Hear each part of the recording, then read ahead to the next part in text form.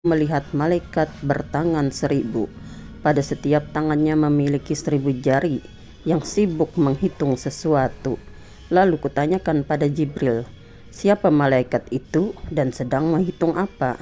Jibril menjawab, malaikat yang diberi kuasa oleh Allah untuk menghitung tetesan-tetesan air hujan sehingga diketahui berapa tetes air hujan yang turun ke bumi.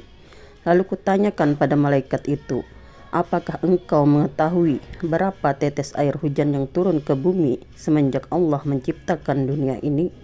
Malaikat itu berseru, wahai Rasulullah, demi yang mengutusmu dengan hak kepada penciptaan, sungguh aku benar-benar mengetahui berapa tetes air hujan yang